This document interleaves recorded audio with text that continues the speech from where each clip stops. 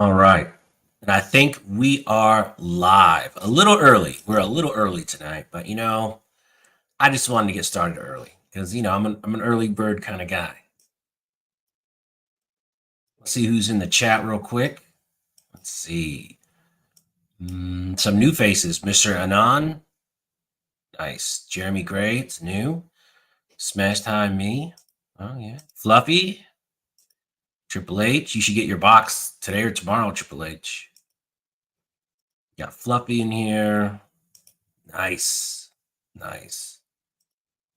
All right. So wanted to get this show started a little bit early today. The kids are watching Spider-Man and just they're getting all jacked up to watch the new movie. So I'm trying to make them watch all the old ones in chronological order so they're less lost. All right. Anyway, welcome to the chat. Welcome to the channel. I really appreciate you guys wanting to hang out with us tonight. And I got a really cool guest. Today's guest is a guy I ran into him at the Kalashmas event. And I didn't really talk to him a whole lot, but he seemed like an interesting character. So I watched a couple of his videos, and that turned into 5 of his videos. That turned into about 20 of his videos. Has a lot of really good stuff on the web.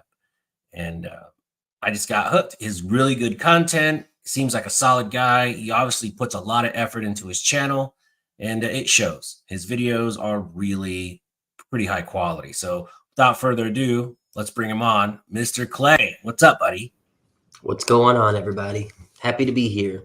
Man, I'm happy. Thank you so much for coming on. I really appreciate it because I'm just getting into the AK world, and it's different. Yeah. It's funny you say that. Rachel and I were on YouTube the other day, and I see a video labeled Kalashmas. So I'm like, oh, cool. Someone made a video. And that's actually how I found your YouTube channel, your Kalashmas video, because I was searching the name. And I remember you started the video with something like, so AK people are different. And that's exactly right. It is a different group of guys and girls, extremely unique personalities. Oh yeah. In that realm of gun owner, it's pretty cool. For a lot of people, it's a breath of fresh air who have been shooting ARs, Glocks, kind of the go-to guns for a long time. They get into AKs and they meet a lot of these characters that they're really not used to. So it's definitely different. Yeah, so I'm reviewing this Vesca that's behind me on the wall. And so I had it with me at the range. I shot it a little bit, and I went up to a guy named Zach, long hair. Pretty sure you know him. I know Zach very well. So I didn't even know him. I'm like, you sound, because I saw him do the tear down and rebuild, and they commented that he had built some AKs. I'm like, great. This is a guy, an expert I can bring in. Maybe he can give me some 2 cents on this because I don't even know how to take this thing apart, really.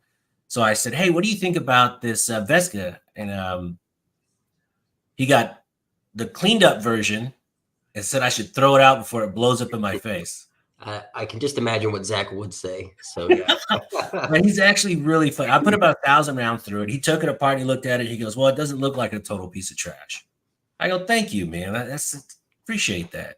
But he's a cool dude. I like him quite a bit. He was funny. Really a funny guy. But apparently this is not a good AK. It shoots so far, and it hasn't blown up yet, but there's some purists out there. Yes. So,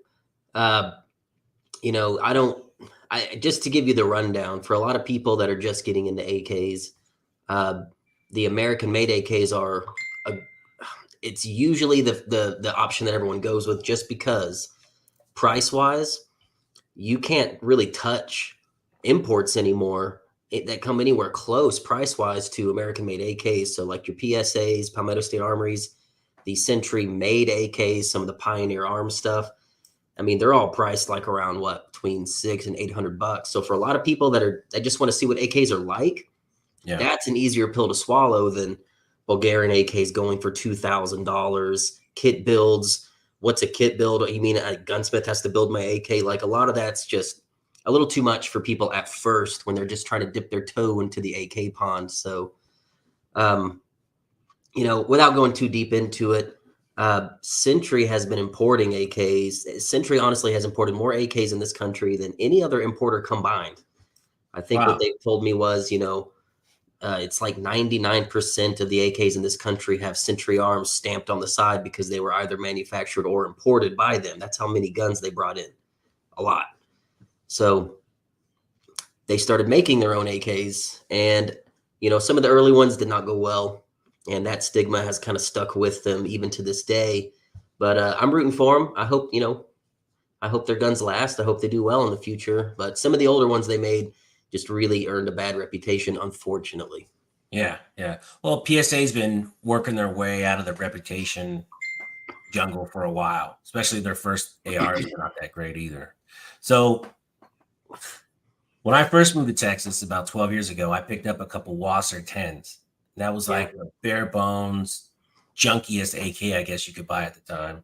I think I paid like $300 each for them. I ended up selling them for $450, and I'm like, what a great deal I made. If I had kept them today, I'd probably get an easy $1,200.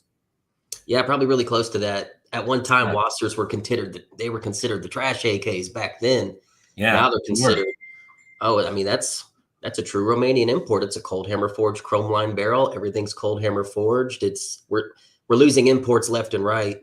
Everyone started looking at Wassers, going, well, dang, we could lose that one too. And that's a true import. And the Romanians have brought in some pretty cool stuff. The Wassers really no different than a lot of the SAR rifles that came in. They're virtually identical minus mag dimples. And a lot of people started catching on, and now Wassers will never, ever, ever be $300 again. Ever. Those days are long gone.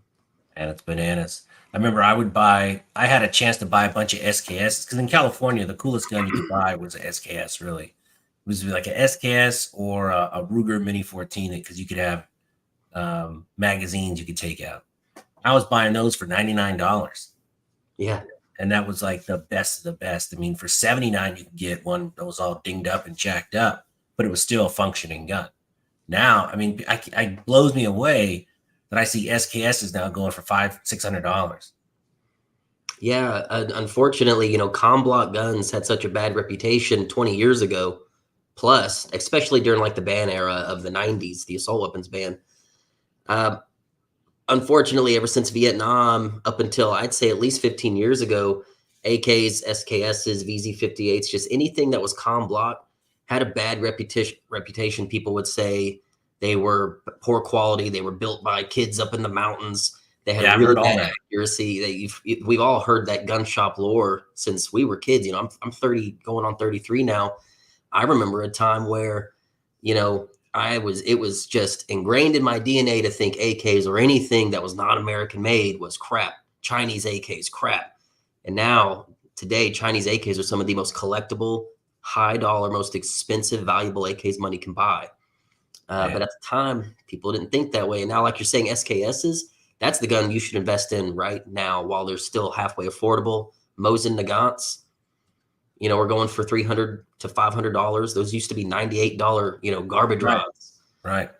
Everything com block is exploding in value because, 20 years ago, there was this huge surplus of Soviet era guns.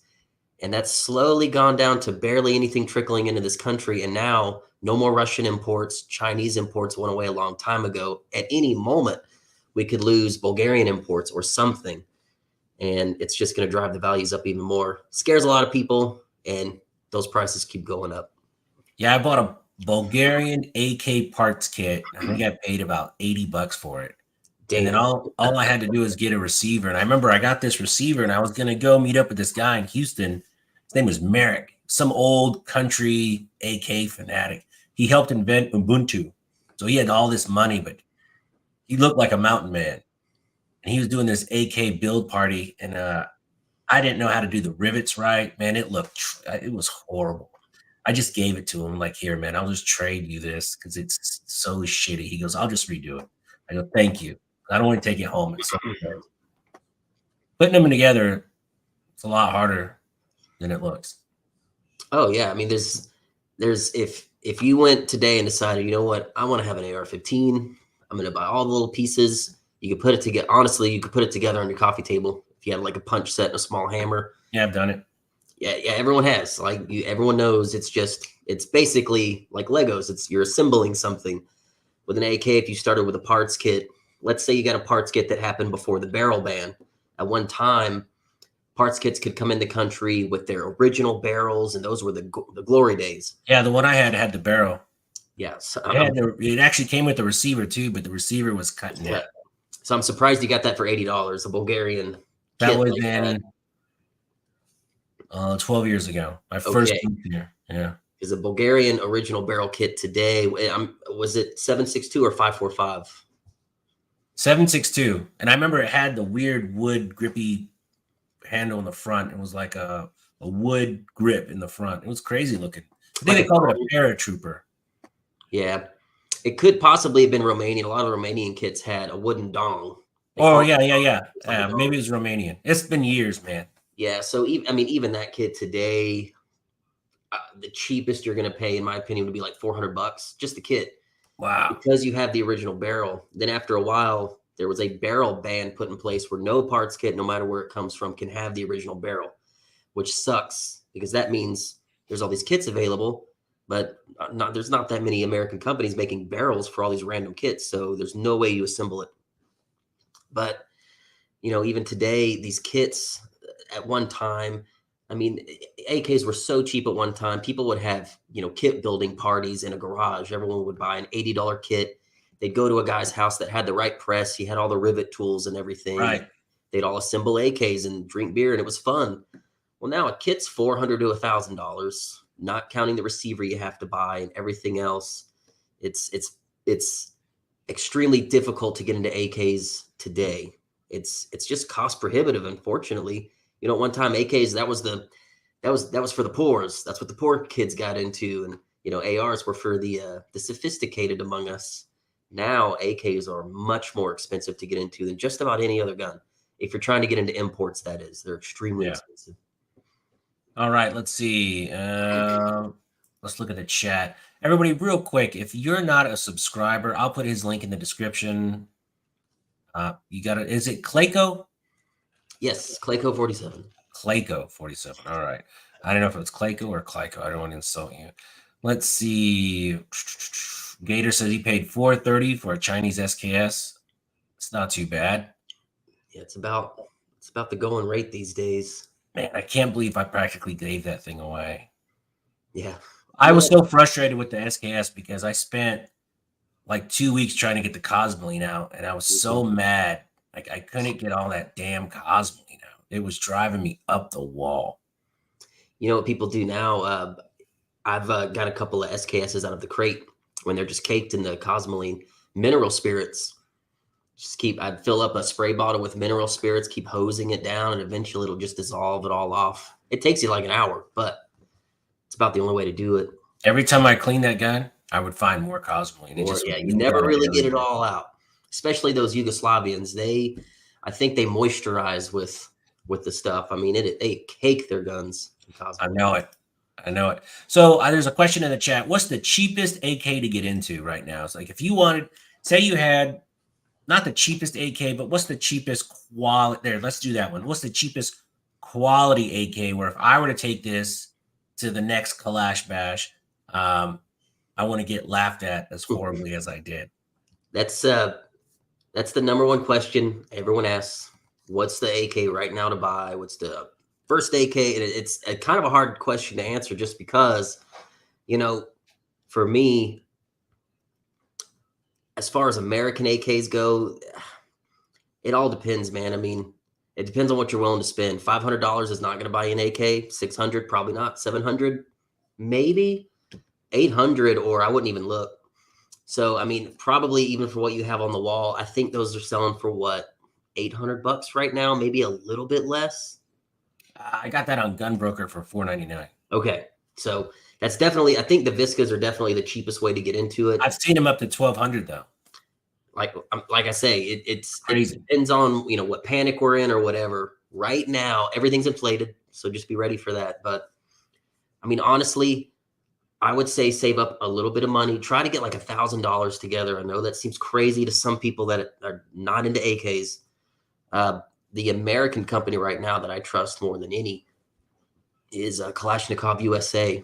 Kind of new to the market, but what makes Kalashnikov USA so special is They are actually the old group that used to bring in all of the Russian Saigas. They were an import group. I Name remember when change. those first hit the market. They were cheap as Right.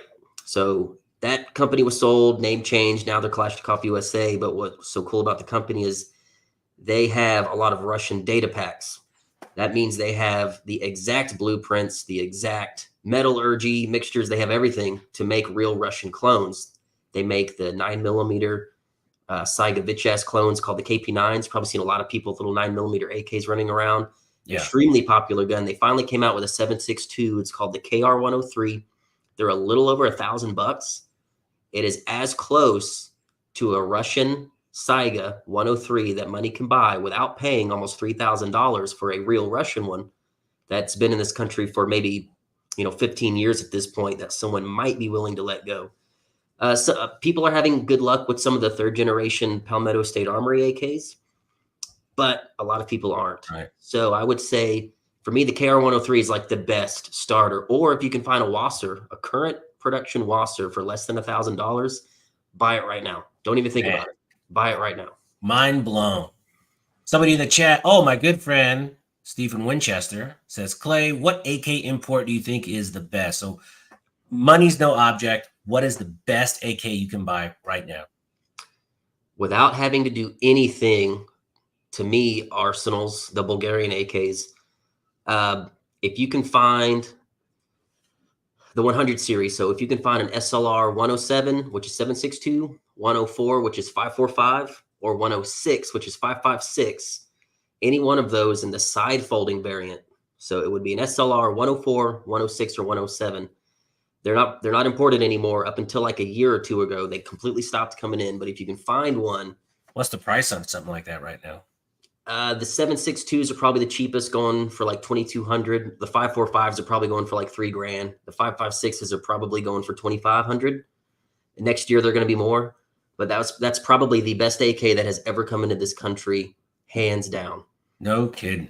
So in one of your early videos, speaking of 5.56 AKs, one of your earlier videos, you did a Arsenal 106, and you didn't. I don't think you talked during the video, but you had wrote out how much you liked it, and I think it was like one of your first 10 videos. Great video. That's an old video, yeah. Yeah. Did you catch a lot of heat for that being a 5.56 from the purists? Because you also just did the Polish Baril. You just did one on the Baril, also in 5.56. So do the purists do you get any flack from those guys saying it should be 7.62 or? So 3 years ago, yes. 3 years ago. But the thing is, 3 years ago, 5.45, so AK-74s were everywhere. So to a lot of people, they'd say, why would you invest in a 5.56 AK when 5.45 is cheaper to shoot and it's a real deal AK-74 that has been fielded for 30, 40 years now? Why would you want a 5.56 AK? Fast forward 3 years, 5.45 is about to be completely gone in this country. No one brings in AK-74s anymore. They're almost completely extinct. So everyone said, hold on, I still want to enjoy my AK, but I can't afford to shoot it. 5.56 AKs are extremely popular right now because this whole ammo scare has really made a lot of the purists go, okay, I get it. Like, if all of the Russian ammo went away and I can't buy cheap steel cased ammo anymore, which is an absolute possibility, as we just saw the Russian ammo ban happen, we're on like borrowed time with cheap ammo right now. Once all that's gone, if no American company makes it, 5.56 AKs are going to rule the day. And a lot of people are starting to go, damn, I wish I would have got into 5.56 AKs back when they were affordable. Now the price has shot way up. So back then, yes, I would catch crap all the time. Nowadays, people are way more open-minded. But as far as the Polish Baril goes, that's kind of a weird one because that is a real NATO AK. Poland is a part of NATO. That is an AK that is chambered in a NATO round. It has, been on the front lines. It has been fielded for many years now. That is a real deal gun. So a lot of AK purists, that's exactly how they want it because that's how the Polish have ran it. So that's like, it's kind of funny. That's okay because that's military. The Bulgarian stamped 223 gun that I really like, that was just sort of made for the American market. So they were like, gross. Now those guns are extremely expensive because they're not a secret anymore. So how much is one of those barrels if you want to pick that up? Because I watched that video. It looked really slick. So they're super nice. Man, a batch just dropped yesterday. They're like $1,500. Buy one right now. That is a extremely high-end AK. I can't believe they're selling them for 1,500. That's a collector grade AK that 10 years from now, when they're completely gone. Oh man, how many do they have? Hold on. Let's take a quick pause so I can go buy this real quick before the So rest of Arms the of chat America goes. brings them in. So they're either going to be on the Arms of America website or Atlantic Firearms. That's usually where they go on sale. Nice, nice. Real quick, guys, in the chat, if you're not a subscriber, please think about subscribing to my channel. I'd greatly appreciate it. Also, Klyko, I just put his link in the chat. If you're not a subscriber, click his link. If you want to know anything about AKs, he has a full library, very educational material. Let's see. Gator says my PSA 103 with the FN barrel grouping has been solid. Very happy. Yeah, so a good friend of mine, Jim, he comes out to all of our big AK events, comes out to AK matches with us. He's actually had one of those PSA 103s with the FN barrel since they were new, and we've shot it quite a bit, and his has been really nice. So Nice. he's had really great luck with it. Yeah, because when I talked to Zach and he had poo-pooed on this gun, I'd already shot 1,000 rounds through it. And I'm getting ready to finish that review and shoot a couple hundred rounds. But now, since he said they blow up in your face, I'm like, oh, shit. I'm kind of scared to shoot it. There are several videos of them blowing up. But, I mean, you know, Century says they have like below a 1% return rate on them. I mean, they're sending out, you know, hundreds of thousands of them, but there's Jim Burgess right there. He's in the comments. We were just talking about his 103. There's a lot of echo chamber going on in the AK community. I think every shooting community has echo chambers when one company will have one bad thing happen. And unfortunately, that reputation just gets echoed over and over and over again. Even when they fixed problems, it's really hard in the gun industry. It's like this weird thing. It's very difficult to overcome a bad rep. Oh, look at Springfield Armory. They had one lobby group that they were paying to help lobby for and make a bad decision. And there's still people today. Like I love Springfield Armory, but there's people today that I'll F those guys. I'll never buy a Springfield again. And you know, it's like that was 2 people out of the entire company that made that bad decision. And they just hate them. I love Springfield. I don't care. Yeah. And they apologized. It was good enough for me. There's so many gun companies, like Troy Industries. I think for a long time, Troy was making some of the best stuff, 7-ish years ago when Troy was like the hotness. And then people found out they had some, I guess they hired a guy that worked for the ATF that was at Ruby Ridge that did some shady stuff. And now everyone still to this day, they see a Troy rail on your AR. Someone in the comments is going to say something extremely hateful, even though you might not even know what the heck they're talking about. A lot of that happens in the AK industry. So if the gun's working for you, let it keep working for you until it doesn't. Until it doesn't, you've really got nothing to complain about as far as I'm concerned. Yeah, so far so good, man. I figure if the AK blows up, it's not gonna blow up backwards. It's gonna blow out to the side. Hopefully, knock on wood. We'll see. Let's see. You got Randy Adams, Klayko. I only watched to see Svetlana and a few AKs. Yeah, my fiance has a Russian cousin that stays with us from time to time that comes to the range. She's extremely rude, a little physically violent. Smokes has a bad drinking problem, but can really shoot some AKs. Sometimes she shows up in some videos. Yeah, I've heard. Let's see. Triple H says, Smash. Honestly, any weapon could blow up in your face. Just depends a lot on ammo and my personal. Yeah, that's true. I mean, people, God, I don't want to say this out loud, but I had Glocks go down. Yeah. I expect to be struck by the Glock god any minute, for saying anything bad about Glock. But, I've seen Glocks go down before, and it's mechanical. Bob has a good point right here. Anything mechanical will fail after time. Yes. True. Hey, people will tell you AKs are just the strongest, most rugged gun ever. I mean, if you shoot them long enough, I have split firing pins in half. I have had headspace fallout. I mean, it happens. There's no indestructible gun. But unfortunately, if enough people share a video, if enough people share a picture of a gun, they're all bad. So, like I say, echo chambers are really bad. It's not good to regurgitate everything that you hear off the internet. So Oh, just 100%. And I know when Eric from IV8888 did the torture test with his first AK, that thing died after like 600 rounds. It died quick. yep, And people gave him a lot of grief about, oh, it wasn't a real quality AK. Then he did another one, and that one lasted forever before it melted. yeah. If you guys want like some of the best AK content out there, there's a YouTube channel called Kalashnikov Concern. It is like the Russian AK manufacturer. They have made a YouTube channel, so they have like unlimited funding, and they do meltdown challenges on RPKs, PPSH 41s, 43s, Crinks, 7.62 AKs, 5.45 AKs, nonstop until they blow the side of the barrel out. And on those Russian variants, it's extremely impressive to see how long 7.62 by 3.9 will last compared to like a faster, smaller moving round like 5.45. Mm. How a larger, slower moving bullet will erode your barrel much slower than a smaller, faster moving round will erode your barrel much, much faster. Speed kills. Yes. Yeah. And it's very cool to see that coming from them, showing their own guns blow up and showing you why they made the changes that they did, blowing up old collectible AKs on camera. It's pretty cool. See, Andrew Conrad, the AK is the only thing that communism got right. Well, I don't know. Yeah, I guess so. I won't argue with that one.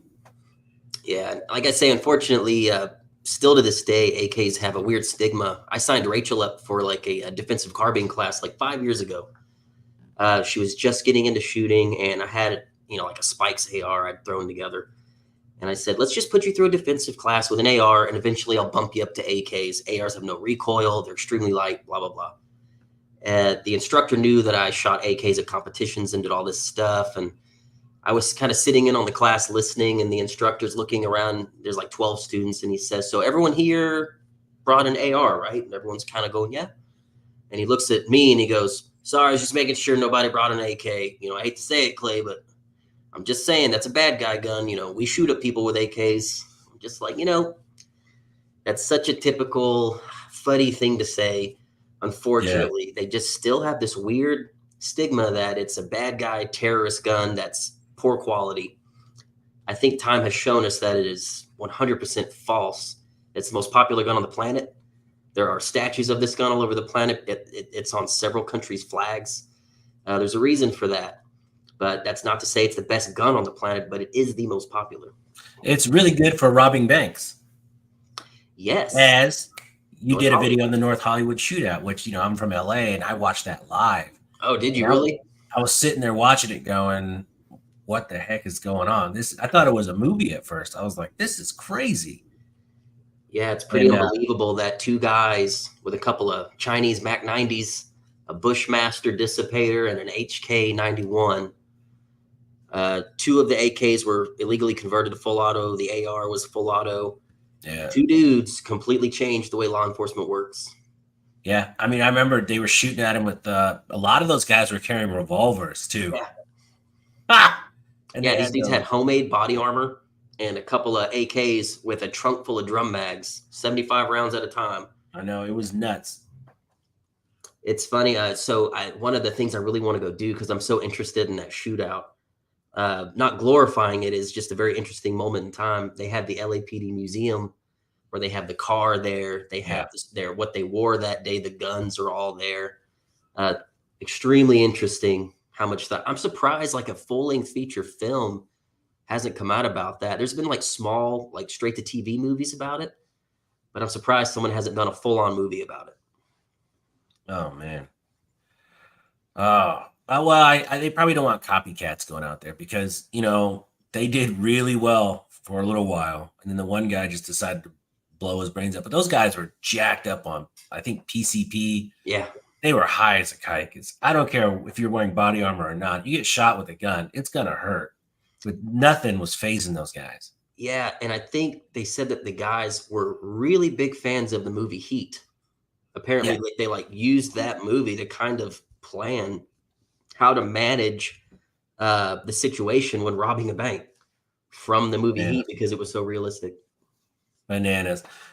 Let's see, you got Triple H, an indestructible gun, a high point. Yeah, That is the AKA of polymer guns. That thing is, and they're ugly as shit, though. I mean, as shucks. Let's keep this family friendly. John says, I had a Vesca after 1,200 rounds. It lost headspace and blew the left lug off the front trunnion. so that's unfortunately what seems to be happening. First, they had what was called the RAS 47, and a lot of them RAS lost 27. I heard headspace. that was horrible. They were losing headspace left and right. And as you know, if you lose headspace enough, you can have detonation prematurely. So that gun's no longer made. The Visca was made apparently with like tool steel trunnions, better than cast trunnions. You can't cast trunnions that's supposed to hold all of that pressure. They're supposed to be cold hammer forged. Right.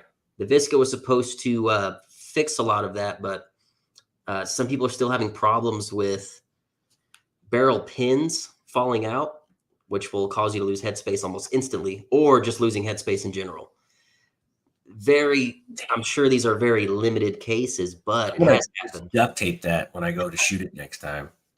Yeah, so it's just one of those things. But like I say, if it's working for you, I mean, I would if you have headspace gauges and you want to check it, every 1,000 rounds, you're more than welcome to. But if it's working for you, I really wouldn't worry about it. Well, I might be having a flash sale on this Vesca. I'll be putting that money towards something else. But no, so far the gun's been fantastic. I have no complaints here. Let's see. Let's see. Who else is in the chat? Benoit Virus says Zetavia all the way. Oh, Zastava. Zastava. What is Zastava? Those are former Yugoslavia. It's one of the countries that used to be Yugoslavia called Serbia. Right. Yugoslavia in general, Zastava, the factory is over 100 years old. It's one of the oldest Wow. munitions manufacturers on the planet. They make Zastava AKs. So Century was importing Zastavas for a long, long time. Now they have their own importer. They're called ZPAP. So there's the M92s, the M85s, the M70s. Those are probably some of the best bang for your buck as far as real deal imports today. The M70s are just awesome, awesome guns. And they're selling them for like, I don't know, $1,100. Great guns. But what's interesting is a lot of people don't know this. 90% of AKs are AKM spec. They take AKM furniture. That's just what they are. You have AK-47s, which are technically milled.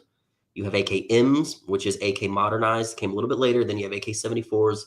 The Serbians, the Yugoslavs, they really did their own thing. They made AKs, but they're slightly different in pattern. Their furniture doesn't interchange. Butt stocks don't interchange, but a lot of stuff does. Grips, muzzle devices, trigger groups, things like that. But the gun is physically different. So some people will buy these, Yugo pattern AKs, and they start buying stuff off the shelf to put on it. They're like, oh, it doesn't fit. Because most of the aftermarket support is for AKMs because that's such a wider audience of people. But Zastavas right now are some of the best AKs in the country currently while we're getting them, and hopefully we don't lose those. Oh, very cool. I know when I first was going to buy an AK like 10 years ago, like I was going to keep some of those Wassers. I know I couldn't find a way to mount a red dot on it. Yep. There was no way to mount a scope or anything. I was like, And then I heard, which is probably the biggest myth, is that AKs are absolutely trash after 100 yards. You shoot 10-inch groups past 100 yards. I've heard that 1,000 times. Or, their accuracy sucks. They can't shoot anything. It's just spray and pray kind of a gun. Yep. And I've watched you do your videos where you're shooting these steel matches. You look like you're doing pretty all right. Oh, we win matches all the time with AKs against ARs. The problem with that is it's just this fallacy that's been passed down year after year after year. And you got to figure ARs in this country outnumber AKs, I don't know, more than 10 to 1. Like AKs are still technically a niche in this country compared to all the other guns out there.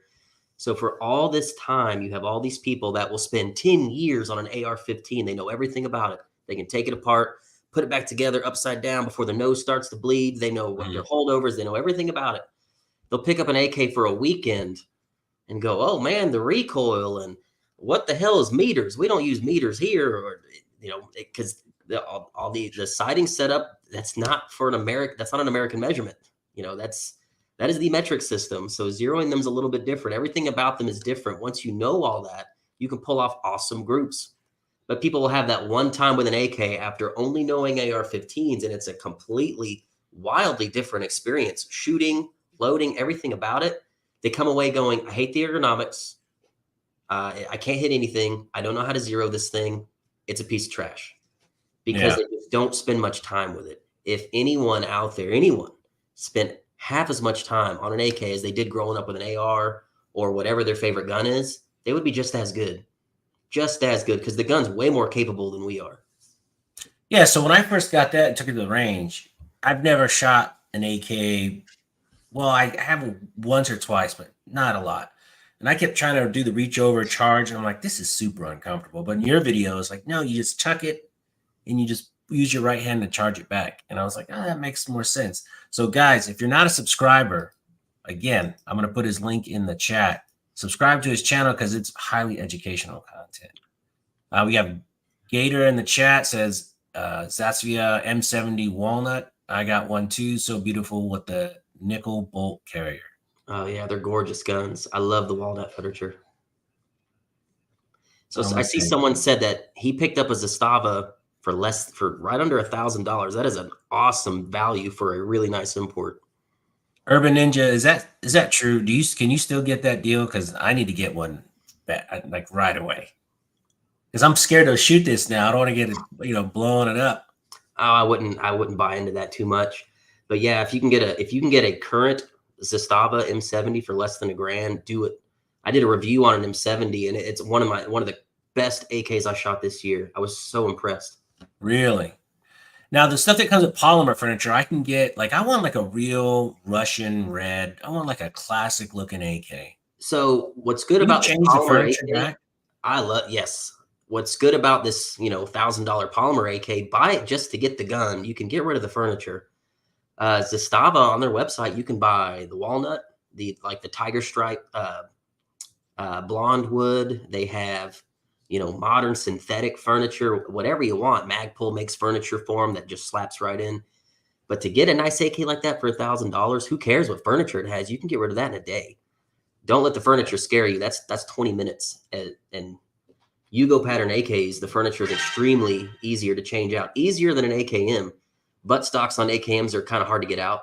Yugos, the Serbian-made AKs, very easy to get the buttstock off. Nice. Larry Lyons says, hey, Smash, what do you think about the SKS? Man, I owned a SKS. I shot the junk out of that rifle. Yeah, me too. The trashiest ammo. I think I bought it, and then I bought 2,000 rounds of ammo, and it was it wasn't even the nice spam cam ammo. This is rusted out. I mean, this is trashy ammo. Never had a problem with it. They're awesome. My favorite SKS. I've had a couple. I had a Norinco Paratrooper, which is the shorter one with the spike bayonet, the 20 round star mag. But man, Yugoslavian SKSs with the blade bayonets and the grenade sights are friggin' awesome. And they just work. Yeah. They absolutely work.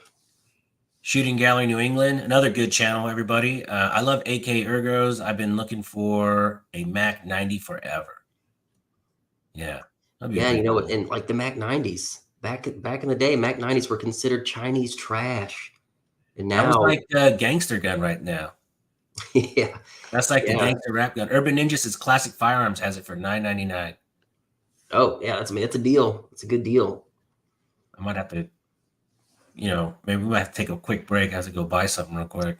I loved it. And the thing is, most AKs are very overgassed, so suppressing them is a little difficult. But the current Zastava is a little undergassed. We put a suppressor on it, and it shot pretty well. It wasn't too much. Do AKs have adjustable gas? Can you adjust it?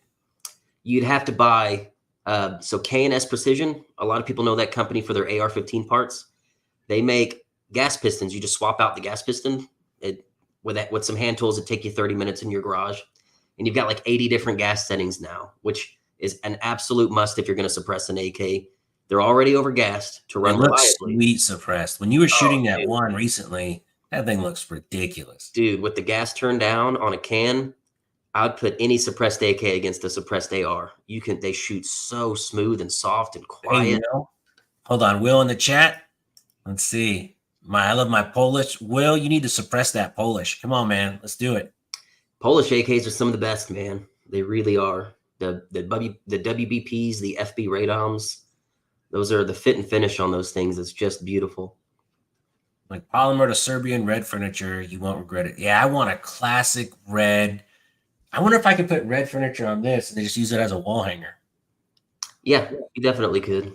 There you go. There you go. And then I'll get one because I don't believe in safe queens. Like if I nick a gun, I don't give a shit. Guns are tools. They're meant to be shot and enjoyed. It doesn't. Like I was trying to take pictures of this 1911 with a buddy of mine, and he was using the mag to kind of hold it up, and it scratched the whole other side of the slide up. Anybody else would have threw a fit, but I was like, doesn't bother me. AKs look good when they're beat up. They do. mean, somebody posted a meme the other day. It's this guy at a strip club. I'll keep it kid friendly. And the girl dancing is a little, beyond her twilight years. And it's beat up AK and me. And it's just like throwing money at it. Like some beat up AKs just look good. The worse the furniture, if it's got trench art carved in the side, if the gun looks like it's rode around in the back of a friggin' Jeep out in the desert for 30 years, they look so good when they're battle worn. They just look awesome the worse they get. Yeah, it's just a classic looking gun. When I was a kid, I always wanted it. My favorite GI Joe came with an AK. Oh, really? Cool. Yeah. Let's see. Jim, the good thing about SKS and AKs both are that you can shoot the cheapest Doug Shucks ammo and they run and run. That is true. I can vouch for the SKS for sure. I shot the worst. I mean, that ammo literally was in the back of this guy's truck for like a year under a tarp, and it was rusted. Some of it, I had to like wipe the rust off, and it shot it, man. It blew me away. Yeah, everyone should have an SKS. Everybody should. 100%. Rachel in the chat says AKs are life. Drop your AR and get into AKs. Trust me, put your purse down and do it. Ooh, shots fired. Yeah, she's been hanging out with Svetlana too long. She's starting to get a little rude. She's fine. That's funny. Let's see. Palmetto Armory had a nice AK with the Russian wood but modern innards. I shot one at 2A EDU meet and great. Really? All right. Smash, if you get the Zatzvia M70, please let me come and shoot it. Oh, I thought you had one. Damn, don't tease me, bro. Don't tease me. Urban Ninja's a fellow Houstonian. It's a crack shot with a pistol. Oh, word. He needs to come out to Ren Range. Yeah, right? Only if you can go back 25 years to get the good ones. I know. Man, hindsight's 2020. If I could go back even 20 years or 10 years and buy. If you could go back 5 years, you could have some of the baddest AKs that ever came in the country for $1,100. Right? At one time, Bulgaria was bringing in the baddest AKs ever for $1,100, and they couldn't give them away. Only when they stopped bringing them in, everyone was like, oh, no. And they all shot up to $2,500 plus. That's how it is, though. 5 years ago, man, I would have bought so many AKs if I'd have known. Everyone in the chat, please hit the thumbs up. I'd greatly appreciate it. Devil Dog, what do you think of the Sam 7 or Sam 5 lineup? Ooh. Okay, so these are milled AKs. That's all Greek to me, so I don't know what this is. Milled. So a milled receiver, Galil's milled receiver. The very first AK was a milled receiver AK because the Russians didn't really have stampings down, so they figured, screw it. We'll take a billet block of steel and we'll mill it out to a receiver. The trunnion's all integral. And, we'll thread a barrel in and boom, you have AK. So the Sam 7 is a Bulgarian milled AK. I mean, that's the type of AK that you can have in your family for 100 years. Passed down. They are absolute tanks. They're heavy. But what's good about milled guns is they're inherently much smoother feeling than stamped guns. It almost feels like it's on ball bearings. They have telescopic recoil rods instead of the coat hanger Right. recoil rod. It's actually a telescoping rod that you'd find in an RPK. They're extremely rigid, great guns. The Sam 5 is cool because it's 5.56. It's a milled 5.56 AK, basically with recoil turned completely off. It is one of the softest guns you'll ever shoot in your life. It is top of my list on want right now. I have to own a Sam 5 soon. And they're currently available, but they're like $1,800. Oh, that's a little Yeah, pricey. Will, you need to buy one of those so we can shoot it. He says, I have shot the AK suppressed, but need a KNS adjustable piston as it's too much gas. at 100% true. No, it Correct. just blows the gas back into your face. We got to figure an AK is overgassed already. Now you're adding all this extra back pressure. Right. It's almost kind of bad for the gun. They're just so violent unless you can turn the gas down. Yeah, lots of gas in the face. Just the internals. You're adding so much stress. It's $100, like $120. Get a piston, put it in. You can even tune your recoil unsuppressed. Turn down the gas, have a softer shooting gun. It's a win-win. They're really nice. Yeah, Clay tells me all the time he wish he was born in the 80s to grab all the AKs so cheap. I know. And I remember someone was trying to sell me a crate of SKSs for like $400. It was like Oh, six or seven of them, or eight. It was 6 or 8. And I was like, I don't want that. It's trash. What an idiot. That was an idiot. That's like gun Bitcoin right there. I should have bought it. 1100. Let's yeah, see. dude, the 80s wasn't just good for AKs. I mean, all those, just the cool pre-band stuff in the 80s, man. All the cool stuff. The 80s definitely had really cool variety of imports. All the cool Yeah, stuff. well, 80s in general was just a really cool time. I mean, you're 33. I'm 43, so I'm 10 years older. God dang. Feel it. Feel it. Well, you look much younger than that. That's the chemo. No, I'm kidding. I'm kidding. That's such a bad joke. Ah, man. So you did a couple really cool videos. Now, the Kalashmas event and the what's that other one? It's not Kalashmas. It's Flash Bash. Kalash Bash. Who started that, and how did you get involved? My business partner and I started it with two guys 4 years ago. We've been doing Kalash Muss for like 5-6 years now. It all started, just to give you the quickest rundown I can. Kalashmas was nothing more than like 50 dudes getting together at Renaissance like 5-6 years ago to shoot AKs wearing ugly Christmas sweaters. That's all it was. Adam had a flamethrower out there and we were just, shooting at a dirt clod, hanging out. That's all it was. And we said, we should do this every year. So the next year we did it and like 100 people showed up and we thought we should probably start selling tickets to this. So Yeah. by the third year, which I think would have been like 2017, 2018 timeframe, would have been 2018. We decided, let's sell tickets. We're like, no one's going to buy it. But it sold out in a day. We completely sold it out in a day. We had a pretty strong Instagram back then, and we did a little bit of promoting, and it sold out really quick. It was fun. So we thought, damn, we might be able to do something a little bit bigger. So we were all having beers and brats one day at a local gun shop. Mike and Lan of Dissident Arms, they make bad to the bone 3-gun AKs. In fact, their Vepr 12 AK shotguns, the current open division world champion, someone went to France and just beat the world with one of their guns. They said, we've had an idea about this large AK match, but we need help promoting it and selling tickets. And we thought, well, we've had this idea about this big AK event. A match would be fun.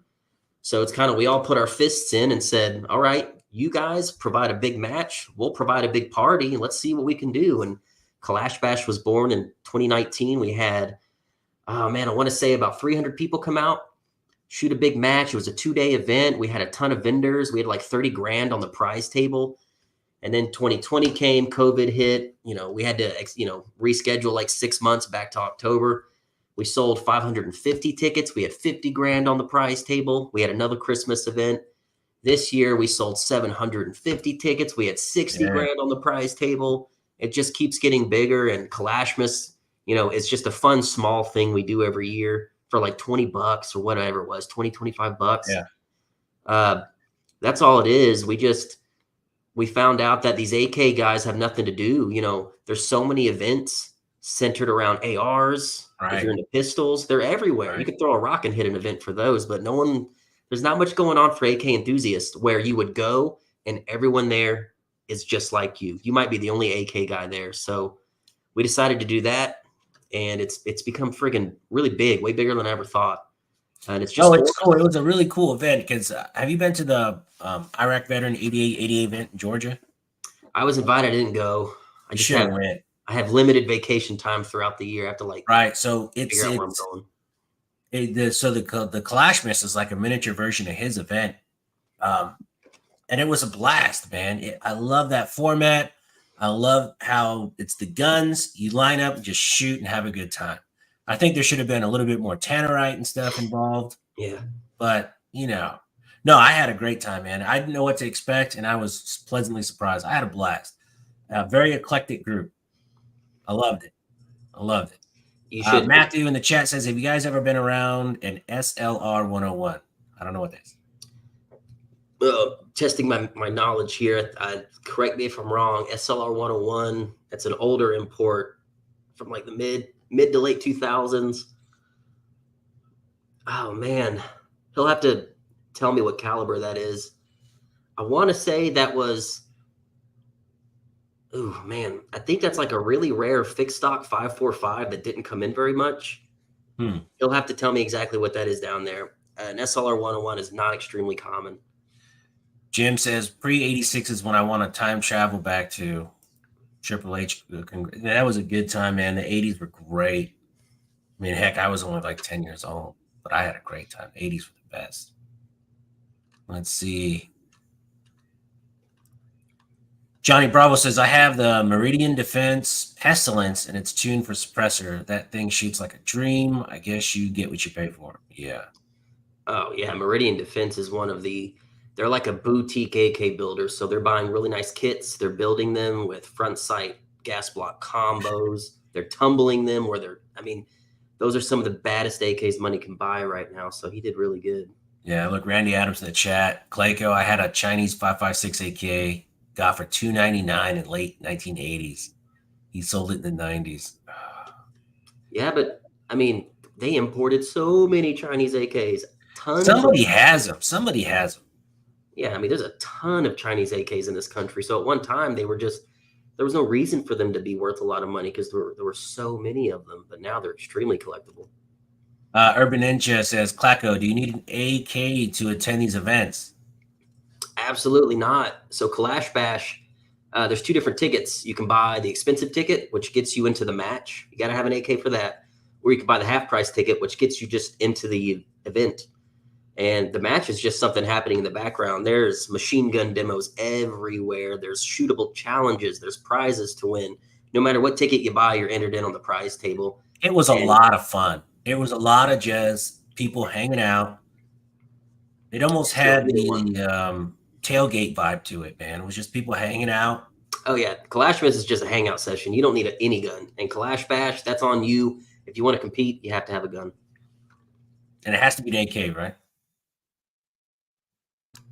An AK or a variant. So Galils are acceptable. Valmets are acceptable. Although no one's bringing one of those. Like the SIG 550 series. AKs are very close variants are allowed. BZ58s are definitely allowed, even though they're not an AK at all. So Bob Hilton in the chat says, for the ZPAP 92, will that stock piston eventually break? No, I wouldn't worry about your piston breaking at all. Nice. Devil Dog says, do you think that U.S. brand company will keep 5.45 by 39 alive and relevant in the future, or Palmetto may produce 7.62 by 39? If there's a hole in the market and there's money to be made, somebody will. I don't think it's going to happen anytime soon. But I mean, the problem is a lot of us think that there's a ton of demand for 545. And yeah, maybe there's a little bit. In the grand scheme of things, there's not a huge demand for 545 enough for an American manufacturer to make it. Absolutely, someone's going to step up to the plate and do 7.62 by 39 because there's a huge demand for it. Right. 545 is an even smaller niche. I hope to God somebody does because I love the round. But, man, I wouldn't bank on it anytime soon, unfortunately. Well, I talked to some ammo manufacturers that import a lot, and their timeline is going to go as follows. They're going to say everyone right now, this instant, is importing as much as they can. So it's going to be flooding the market until mid next year. Yep. And then it's going to start to dry up a little bit. But you can't export the full round. What about just primered steel casings? Send it across the border, put the bullet in them. There's lots of people finding ways around this. So I'm not too worried about it. I wish I would have kept AK, and then you don't have to worry about it. I want a 5.56 AK. That'd be sweet. Yeah, they're awesome. The recoil must be nothing. Yeah, 5.45 AKs have the softest recoil. 5.56 is almost as good, but they have a little bit more punch. Yeah, Johnny Bravo concurs. He goes, it's funny. Back in the 80s, everyone hated Chinese AKs. Now you can find one. They're expensive as heck. Yes, especially pre-bans. One of the very first imports to ever come in this country were imported by a company called Klay. The Klay Chinese imports. That's actually how I kind of got my name. Those are extremely collectible. Some of the milled old. You got to get one of those, man. It's in your name, bro. Yeah, I'm not paying those kind of prices to have a gun I'll never shoot. Absolute. I'm not going to shoot it if you got one. No, they're too expensive. Guns like that go for almost $5,000. Absolutely not. Oh man, you got to shoot it, bro. I'm not into safe queens, man. Like if I don't shoot them, they sell. I don't like having a gun in the safe. I just pull out to show people because it's really cool. If I stop shooting it and get bored, it gets sold pretty quick. Agreed. Because I know a lot of people that just have. Heck, I know one guy that just buys tons of guns and never shoots them. He's an avid collector. Most of his stuff is pre-1990. He buys tons of guns, and he probably has 30 M1 Garands with all matching numbers. Won't shoot them. I mean, that's cool. That's cool. I'd rather have one that was a beater that looked cool that I could go out and shoot. Right. Devil Dog says SLR 101 is basically a Sam 7. Right. So that is a ban era. So this would have been like at the end of the assault weapon ban. So if I'm not mistaken, a lot of those the barrels wouldn't have been threaded. They wouldn't have had bayonet lugs. I believe they would have had thumb hole stocks, but it's still a good chrome line barrel, cold hammer forged, milled receiver. You can deban them if you find the proper parts, send it to a gunsmith. They can take a assault weapons ban era gun and make it not. They can make it totally full of features that the government hates. So that's a good gun. If you're willing, if you don't like it the way it is, you can have all the features added by a gunsmith. Yeah, 100%. Again, guys, if you're not a subscriber to Clayco, I'm going to put his link in the chat. Definitely subscribe to his channel. I've learned a lot the last 4 or 5 days watching his videos that I can learn on my own. So it's good stuff. Let's see. Cars Art Music says, thanks, Clay, for getting back on IG and giving me info. Dope, dude. Loving the AK crowd. That's always nice to hear. Yeah, I mean, anyone that sends me a DM on Instagram, I absolutely make time to try to go answer all of them.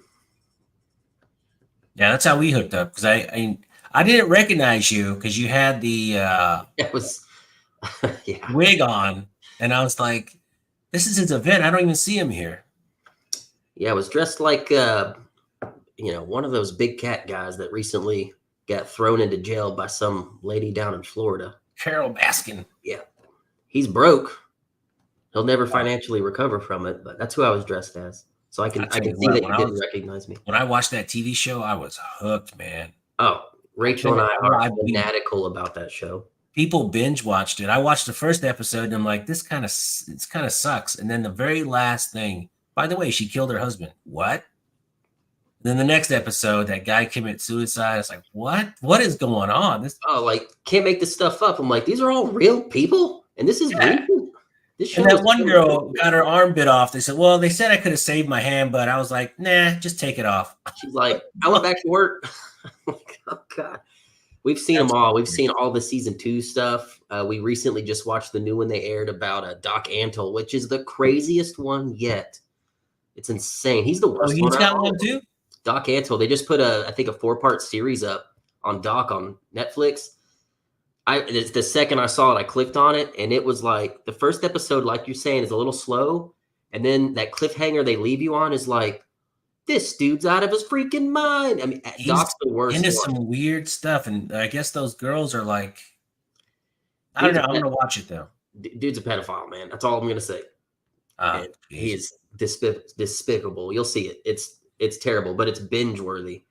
It's it's so funny because if you watch the very first season, I think the first line is any human that has big cats as pets is usually out of their friggin' minds in some way. And every person, every character that shows up on that show that has like their own little private zoos, something about them is just completely off, completely out there. And Yeah, these people have all these exotic animals that are completely dependent on them. yeah. It's crazy. It's crazy. I do think Carol killed her husband though. Oh yeah, FBI is currently investigating her right now. Crazy. That chick is nuts. My good buddy Randy Adams says, "Does Clayco do live chats?" I'm going to start soon. My business partner Tony, he owns Kyber Customs. Well, I'm sure a lot of people have heard of them. He's been telling me, bro, you got to start doing live chats. Dude, So it's a lot of fun, man. I really enjoy it. Getting the lighting right's kind of tough, but once you get the lighting right, it's easy. yeah, Plus, I mean, you obviously can speak well on camera. Your channel is phenomenal. I think it's going to go very well for you, man. It's good stuff.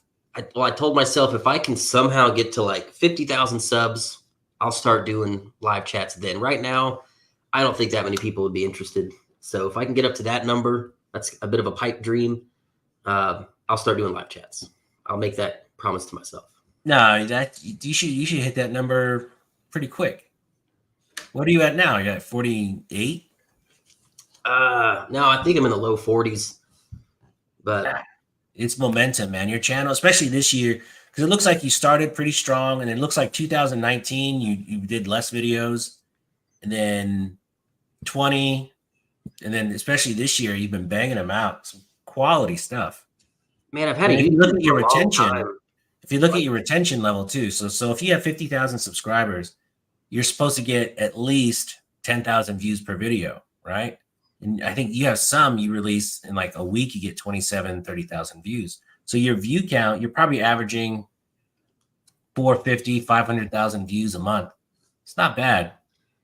well, I've had a YouTube channel forever just because I binge watch. I watch YouTube more than like my own TV. Like our TV's on the YouTube app more than anything. I like watching. I like watching people's content. I binge out on. I go into YouTube rabbit holes sometimes, which is what's so cool about YouTube. If you're into guns, there's gun content. If you're like, kind of tired of gun stuff and watch car stuff, it's just so easy to hit all the boxes, you know. Yeah, but sometimes you'll start watching late at night, and then 3 hours later, you're watching midget slap boxing, and you're like, what is going on? How did I even get here? Oh, dude, we got into sumo wrestling one night, and I was just like, damn, I'm huge into sumo wrestling. I love that stuff. yeah, okay, from a person that has never watched it to going from gun videos to we're drinking whiskey outside by our fire, and Rachel and I were like an hour deep, getting a little tipsy watching sumo wrestling on the back porch, and I'm just like, what time is it? What are we doing? We need to go inside. This is a rabbit hole we have just fallen into. Let's go inside. Well, it's cool. Sumo wrestling is really cool. They used to show it on like this odd hours in California. I used to watch it when I was a kid. They showed on some random public access, and there was this one Samoan guy, Akibono, and it's crazy how they go out and it's a whole ceremony. You know, Oh, the they whole throw the thing. rice. There's this It's whole thing that happens for this little 10-second stint. We like watching a guy named Toshinoshin. He's like this Eastern European guy that sumo wrestles, but physically he's like jacked. He doesn't look like any of the other sumo wrestlers. And we just got binge watching Toshinoshin, and it just I never knew how fun it was to watch. And like you're saying, it's so traditional. Everything from building the slab that they're on, they've done it yeah. the same way for like 1,000 years. Everything they're doing is exactly the way it was hundreds of years ago. They don't change anything, and it's pretty refreshing to see that I kind of love tradition. how the referees yell at them. Yeah, It's so good. just the way the referee gets dressed, the colors they wear. I mean, Yeah. everything is just so traditional. And when they win, they just, they do the whole little thing. They take their thing and just walk off. It's Straight crazy. face, and that's like what they're supposed to do. You're supposed to, if in victory, you are straight faced. You don't raise your fist in the air. You just Yeah. bow and leave. Yeah, it's cool. Back when I used to watch it, there was these two brothers, Takanahana and Wakanahana, and they weren't the biggest guys, but they would beat the big guys just because they were so fast. And, man, if you guys have never seen sumo wrestling, don't start watching it because it is a rabbit hole, and it's pretty interesting. I really enjoyed it. I thought it was cool. Let's see. Bob Hilton says Clayco 47 is a genius. I looked up Clayco AK-47, and all that comes up are his videos. Oh, he was looking up the Clayco imports. Product positioning. That's how you do it. Kyle Anderson's Clayco, do you know what's up with all the bayonet lugs being milled off for the past 20 years? Well, I mean, they don't have to do it if they're going to import, 922R is a thing. And if a gun comes in the country, it has to have so many American parts, or it has to have some features that aren't there, or whatever. A lot of guns are coming in with the bayonet lugs. They don't necessarily have to do it, but I think all the new M70s don't have them. But the thing is, for these companies, I mean, it's honestly a non-concern for them. How many of us, other than some of the purists, that think it would be cool to put a bayonet on there once for a picture and then take it back off and throw the bayonet in the closet? If I'm those companies, I'll save a little bit of money and pass that savings on either to myself or the customer by just not putting on a bayonet lug for something that you're never going to use. It's cool to say that your gun has one, but I think in today's day and age, it's not something a younger generation really thinks about. That's true. Urban Ninja says, Clayco, wow, 85K followers on IG +1. So he just joined. Urban Ninja is a fellow Houstonian. Cool dude. Very cool guy. Urban Ninja, I'll make a promise to you guys. So my business partner and I, we have an FFL SOT. So we got some machine guns. One day, we all need to go to the range. We'll all get some ammo together and we can shoot some machine guns. If you guys want to come do that, we could film it. We got some ARs, some AKs, some 5.45 guns, some 9mm guns, all full auto. All you guys got to do is help out with some ammo, and we'll go out there and blast. We'll have a ton of fun. That's a no-brainer. It's a no-brainer. So my first meet and greet I did at Renaissance Gun Club. I told Adam, I was like, look, man, I'm gonna have about 30 guys show up. We just want to shoot, have some barbecue, hang out. I didn't know we were going to be shooting stations. So Adam set up 2 stations. He goes, hell no. You know how he does. Hell no. You guys come out. You're going to be shooting for time. And none of us had shot time before. So it was a reality check to shoot, when that beep goes off and we're shooting. Half of us didn't have holsters. It was really embarrassing. It was embarrassing. The whole group kind of fumbled a little bit. So the second time we had a meet was about a month ago. Much better. I still sucked, but everyone else is much better. And hopefully the third one, I want to do one maybe in April or May before it gets too hot, and try and make it a little bit more of a production. But I'm just trying to work out the logistics on that. Yeah, Rachel and I saw a couple of your videos of your meet and greets, and I just thought, man, how have I not known about this fella being so close? And he's got meet and greets out there too. That's just so cool. We watched, you had prizes, and everyone was shooting their pistols. He had a course of fire that was timed, which that was really hard. Because that's all the shooting that we do. And it was funny. We were watching all these people, and we could tell, who's done this before. You could tell who's just getting into it, who hasn't done it before. You could see them get better and better and better as the day went on. So the last meet and greet we did, the Asian cat that just killed it at the end, that's Urban Ninja. Oh, okay. Got it. He's famous, man. Everyone was just standing there watching him shoot, going, damn. Because that Texas Star was killing all of us. That thing is really hard to shoot. There's definitely a trick to those. They put those in a lot of competitions that we go to. And I will tell you guys, anyone that wants to become a better shooter, and Jim Burgess, who's in the chat, will totally back me up on this. I remember meeting Jim when he was, I'm not going to say just getting into shooting, but he had never done a match or anything like that. And I was there with Jim training with Russians at a Center T class. I've shot matches with Jim. That has turned him into a phenomenal shooter. Shooting a competition is one of the number one, if not the number one training tool for the money anyone can get into. You're talking about a competition that might be 5 stages. It's $30, 100 rounds a day of your time. Yeah. Go out there, have real stress added from a clock. There's no way to fake stress at your house. Dry firing is great. Stress is hard to fake. The timer, Well, with I people disagree watching. because have you ever tried to sneak a gun past your girlfriend or wife? Yes, and I've been caught. That's very stressful. Rachel's come home and I've hidden the gun in the safe, left the box on the table. Oh, She came home, she's like, "What did you buy?" I'm like, "I didn't buy anything. What are you talking about?" She's like, "There's a box that says Century Arms on the kitchen table." And I was like, mm. "Idiot."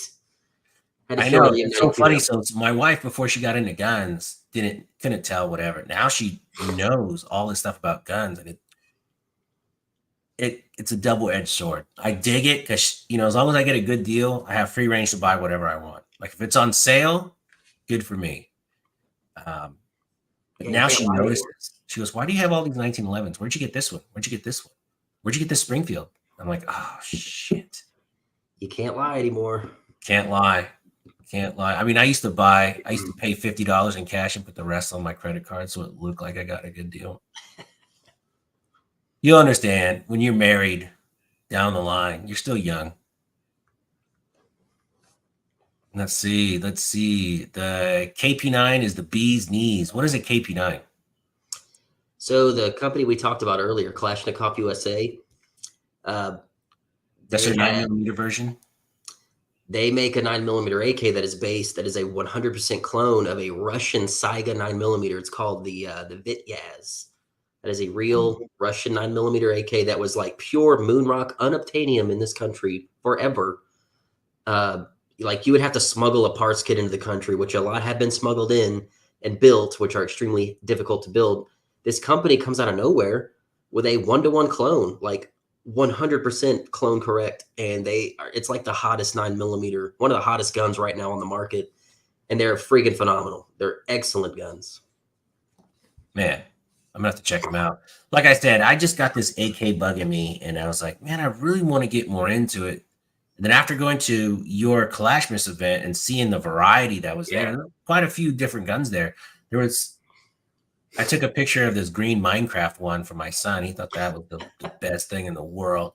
There's a lot of really cool variety there. There's also a lot of optic mounts I saw there too. So now that I know there's optic mounts, because 10 years ago, the ones that were out were trash looking. They didn't look that great. 10 years ago, there was virtually no aftermarket support for AKs. You had like Tapco, really gross looking stuff. Now there is a huge aftermarket for AKs. It's just about caught up to where ARs are. I mean, there's multiple companies making really high end optic mounts, railed gas Yeah. tubes. If your I AK saw has a some really side cool rail, stuff there. yeah, tons of them. Well, this question in the chat's for you from Johnny Bravo. My question is, I have several ARs and 2 AKs and 62 by 39. Would it be worth it getting an AK and 5.56? Yeah, I mean, if you want to enjoy AKs for the next 20 years, having one 5.56 AK of good quality will at least ensure you that you will be able to enjoy AKs for the next 20 years in case something dumb happens with ammo. Obviously, 223 and 5.56 isn't going anywhere. That's always going to be available here.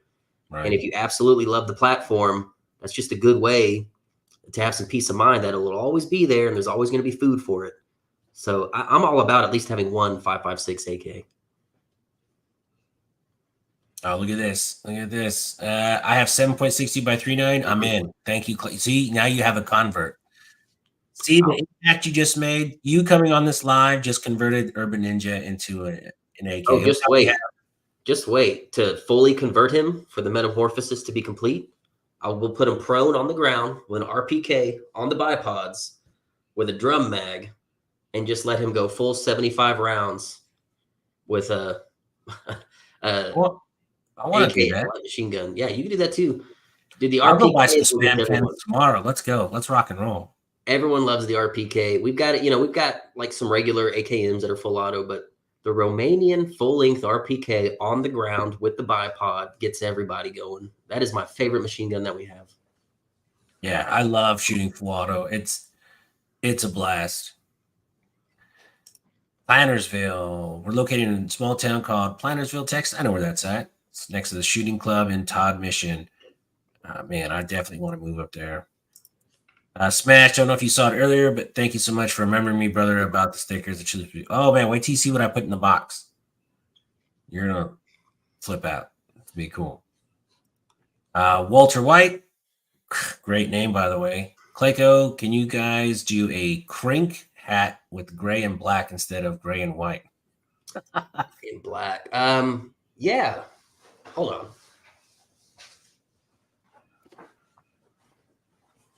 You guys don't make all that stuff there, do you?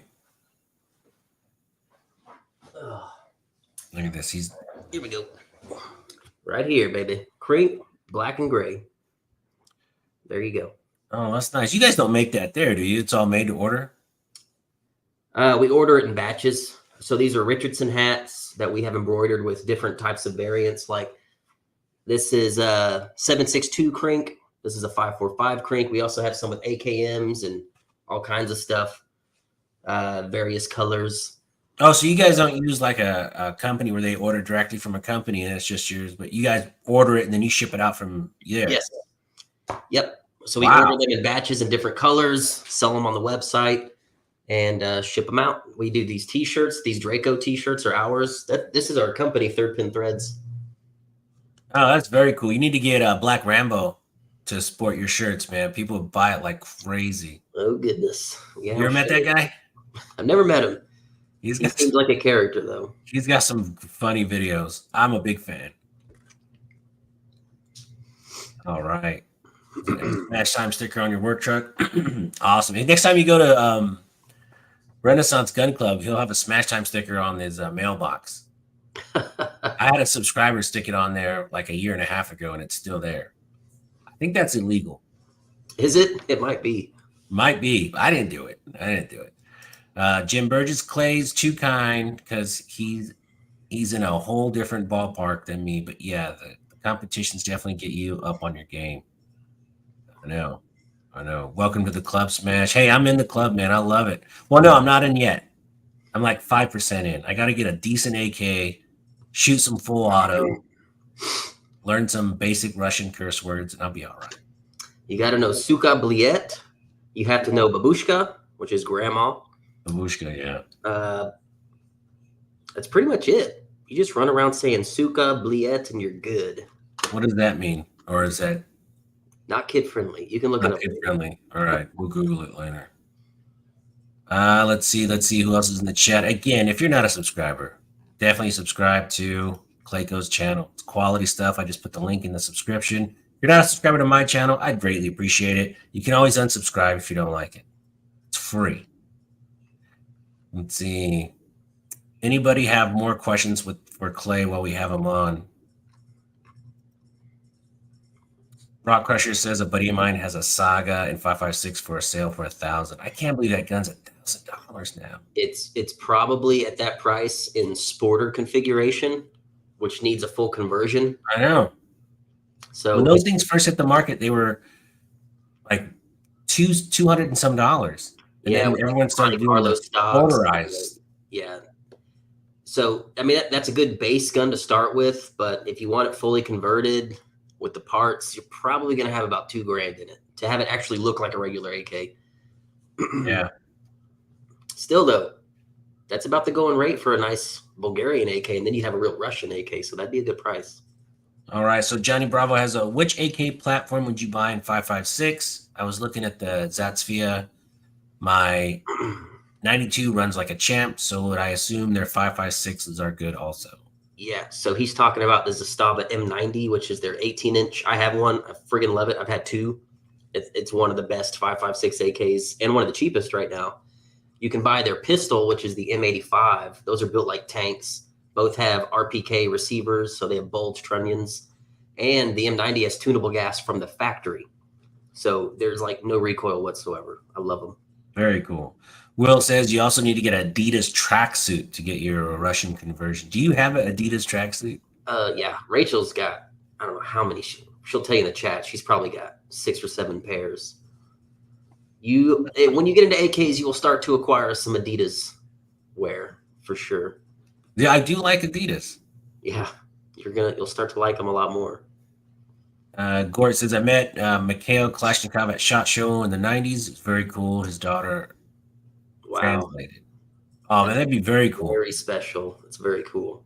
Yeah, I can't wait for SHOT Show. It's my first time going. It's gonna be a lot of fun.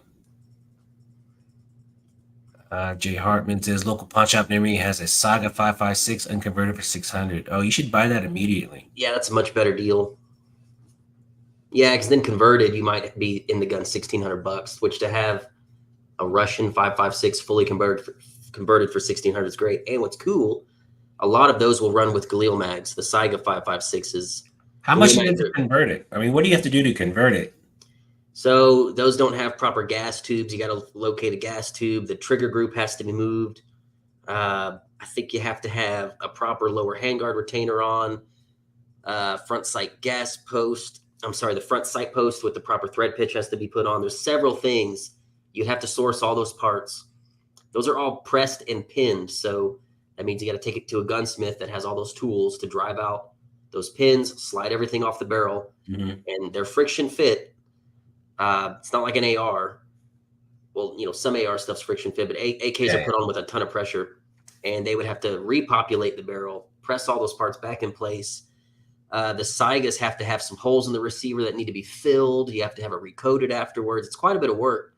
But once it's done, that's as close to a real Russian variant as you can get, because we really hardly ever got, for a small period in time, we got some really good Russian AKs in, some of the SGL AKs, SGL 21s and 31s, which are still right now probably the most coveted AKs in the country, because they're like fully converted Russian AKs that Arsenal was bringing in before the ban happened and they were gone.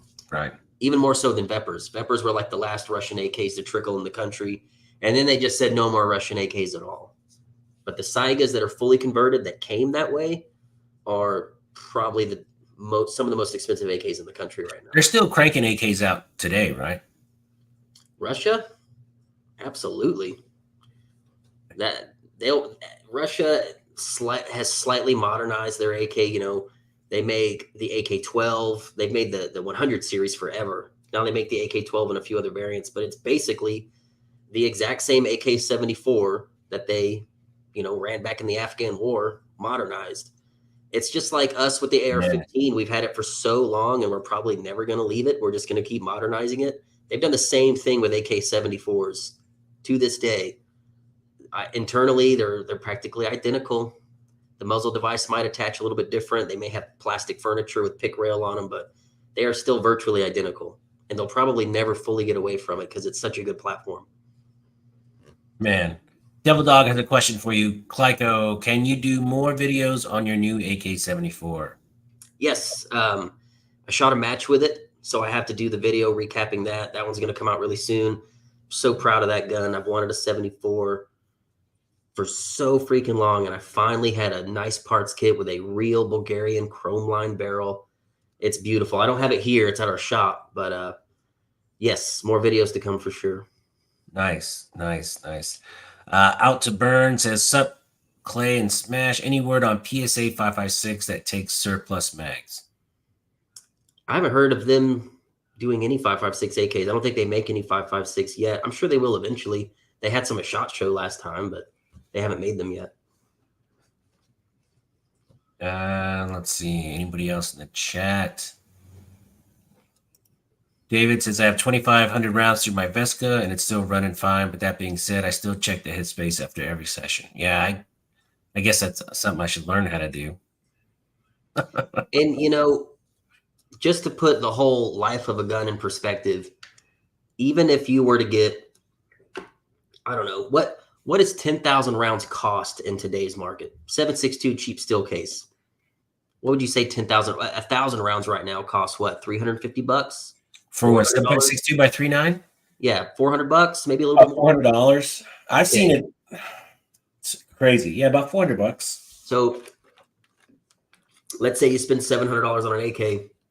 You get 10,000 rounds out of it. What is that? $4,000 in ammo right now? Just about. That amount of ammo will take you so long to pay for to get through that gun. You'll go years before the gun takes a dump on you. So it's all, relative. Yeah. Hey, everyone, I can't tell you how many people I know that buy an AR, set it up, shoot it maybe once a year, and it sits in a closet, and they never shoot it, or it sits in a safe, and They barely shoot it. It's sad.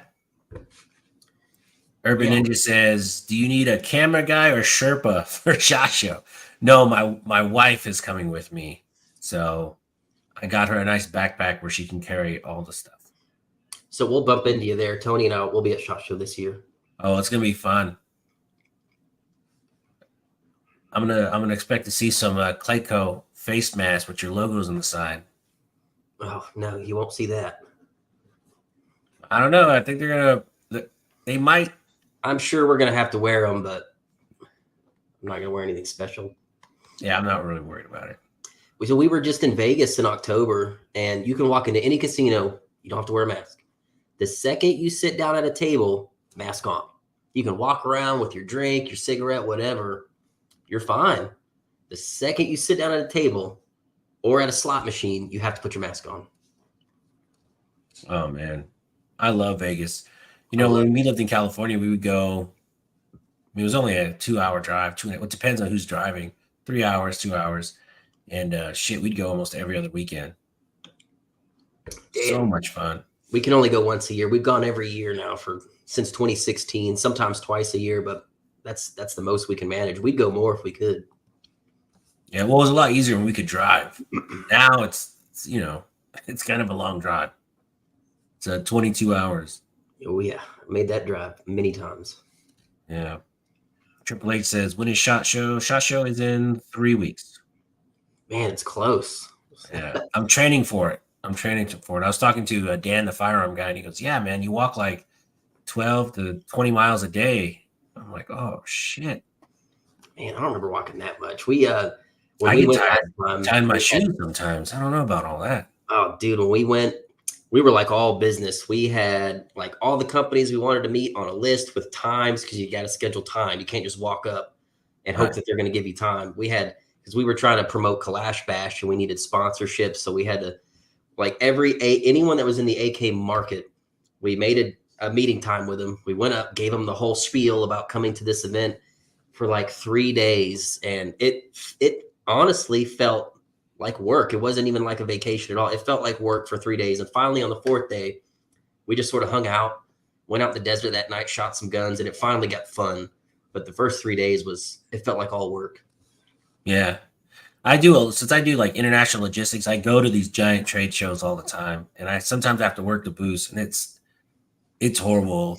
So, those guys are there trying to sell stuff. I mean, and they have all those YouTubers there trying to get free stuff.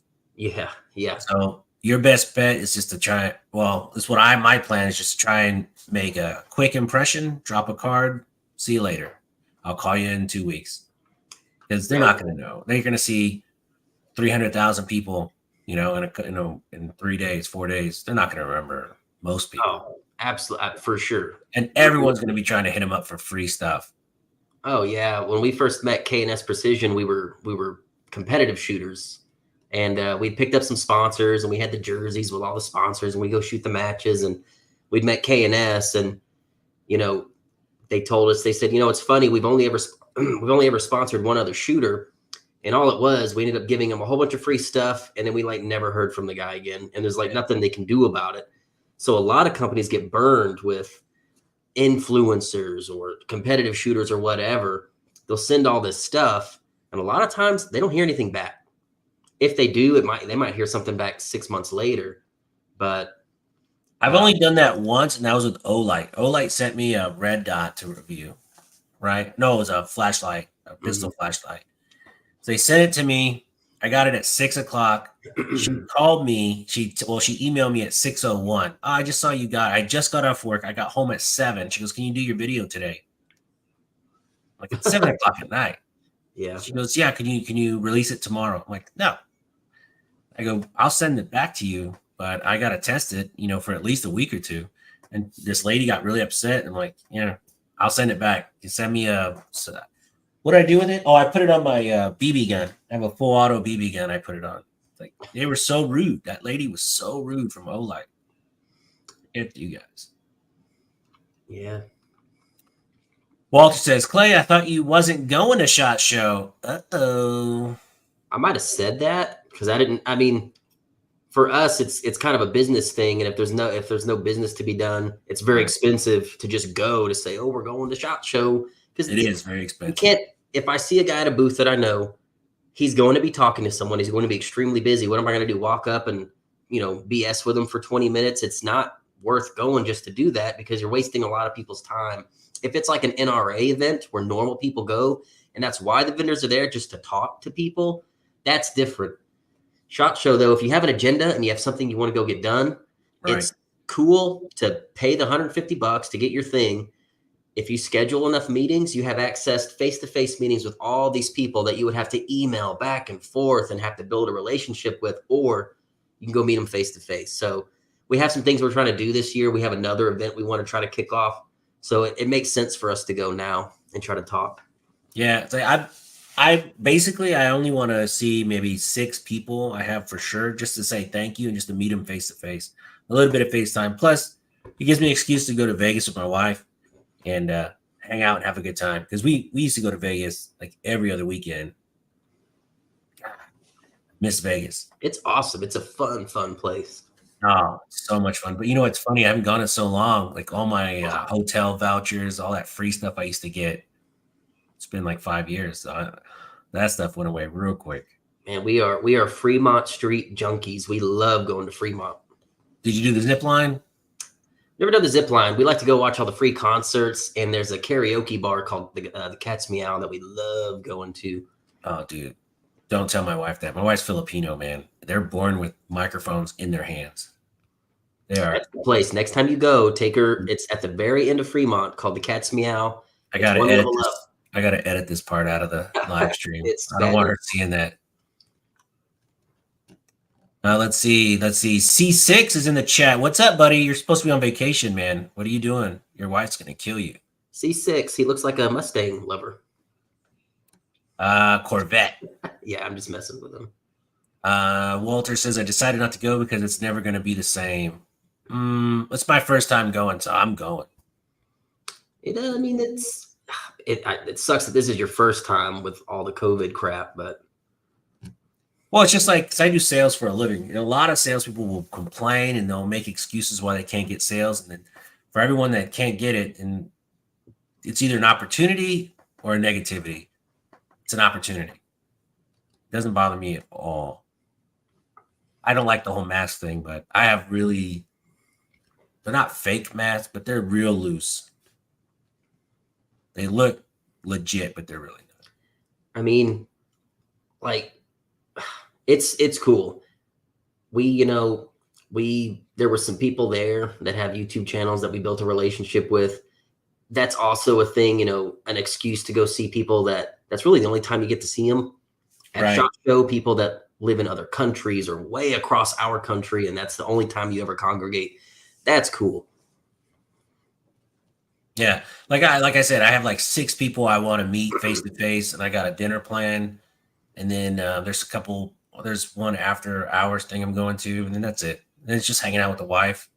We're staying right on top of it, so we don't have to walk anywhere really. So it's kind of like a vacation for us. I'll tell you my best SHOT Show moment that I thought was so cool. The guys at Kalashnikov USA let Tony and they had one of the biggest booths at SHOT Show, and they let us wipe one of their tables clean. We had a big stopwatch, one of their AKs, and a bunch of blindfolds. And we did timed blindfold AK teardown challenges right there in the middle of SHOT Show. It started off with like a couple people. And is that on video? Yeah, a lot of it's on video. Is it on your channel? It's not on my channel. We put it on Instagram, and KUSA has it on their Instagram. But what was so funny is it went from like meh to Polnar Tactical comes up and does it. Brandon Herrera, he's over there doing it. And all these people, it started to be this big thing. Like, oh, they're doing this challenge over at the KUSA booth. And we had like 100 people do it. And it was just a ton of fun. It kind of broke the monotony of just the normal old SHOT Show stuff of just walking around, waiting on your time. It was just trade shows, man. Fun to do. Trade shows will kill you. There's a logistics one in Austin. It's called it's a chemical show, but nobody goes to the actual event. They just go to the hotels, and you have your meeting scheduled in 15-minute increments. And so literally you meet in a lobby of one of these Hilton hotels or whatever, and your meeting is from 5 to 5:15, and then you have a dinner, breakfast, lunch. So in one day, we'll see 25 meetings. We'll do 25 meetings in a day. It just wears you out. You do it for 3 days, and you're like, man, I just want to go home. It's brutal. It's absolutely brutal. Let's see. C6 says, I'm stuck at a function in Corpus with family. Boo-hoo. Daniel says, hey, Michael, what's up? That's me. I appreciate you and your channel. Love to get together when you go shooting. Come on out, man. I'm pretty easy to find. I'm in Houston. Just go to Academy. I'll be cruising around one of those on a weekly basis. Yeah, it was nice when you were kind of keeping everyone up to date on ammo prices back when it was crazy. I was one of those dudes, man. When Academy was the only one selling reasonably priced ammo, I would show up at Academy at 5 a.m., get in line, take a nap by the door, in line with all the other guys. They was the only way to get ammo for like 20 cents a round for the longest time. And now Academy's you're not cruising for ammo. You're cruising for good prices. Yeah. So, I use an online website. I pay like $100 a year to get a discounted rate. It's like a Prime membership on Amazon. And I mean, I'm finding some steel case ammo for like 31 cents, 30 cents a round with free shipping. And that's about as good as it gets, honestly. Then people are like, look, if they have these guns and they go, I would never shoot steel out of my 1911. I'm like, why not? Yeah. Say that right now, man. I mean, how can you not buy steel? I was shooting, it's not steel. It's, what's that other stuff it's like plastic, not plastic. It's aluminum. Aluminum case, yeah. Yeah, I was shooting aluminum case 45 for like 2 weeks. It was great. And then I went to one range and they kind of frowned on it. So, are you shooting this? I go, not anymore. We blew up a full auto Scorpion with aluminum case ammo. Blew the side right off of it. That's on my channel, that video. Oh, man. I tell you what, my SIG MPX is coming back from SIG tomorrow. That thing jammed up, and then halfway through the review, it jammed up. And then when I got home, it started shaking. I took the top off, and this very important piece fell out that looked very important. So I was like, well, I'm not going to try and test it anymore. So I sent it back. Triple H says if it's a good 19, it can handle it. 100%. 100%. So, in your opinion, why do you think the AK gets so much hate? And I noticed less now, but for a while, man, people just hate it. Was it just because it was, communist country? Yeah. Yeah, it's that's definitely a big factor. It's the gun of the enemy. I mean, like we've been in Iraq so long now, that didn't help. Even before that, basically from Vietnam until now, that's really what kind of started it all. It's just started as a bad guy gun. Jim Fuller, who's like the godfather of the AK in this country, told a really good story to kind of put things into perspective. Back in the 80s, he was a guy that was really into AKs. So he would buy up a bunch of Chinese AKs at the time. And he thought, this would be a really cool gun to modify. In the 80s, this is very forward thinking. There were no gunsmiths working on AKs back then. People just didn't do it. So he would walk into gun shops with his Chinese AK and he would say, yeah, there's a couple things I want to try. I might want to cut the barrel down. And he's like, sometimes short of getting chased out of the gun shop, you would get cussed at, get that thing out of my gun shop. I don't have commie guns here. Dang. That's the gun that shot at me back when I was in Da Nang. That's just how it was. It was a really frowned upon gun to a lot of people.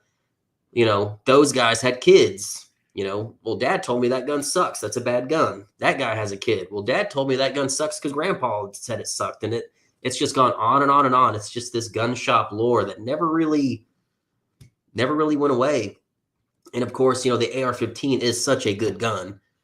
For a lot of people, that's the camp they fell into. They always kind of heard that the AK sucked. So they always went their whole life kind of buying into that. And they already had an AR-15, so what do they need an AK for? So they never really got to experience that. No, it doesn't suck.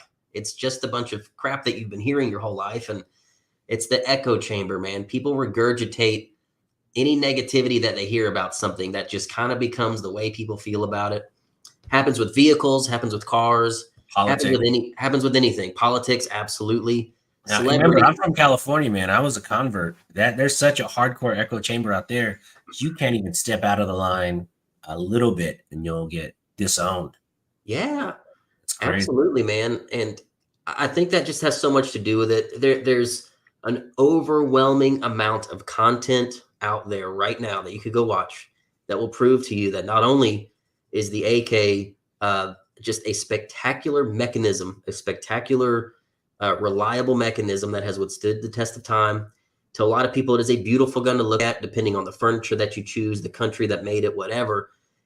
There's so much variety with the AK because so many countries made it, from East Germany to Russia to Romania to Yugoslavia to Right. now Serbia, whatever. Dozens of companies have made variations of this gun.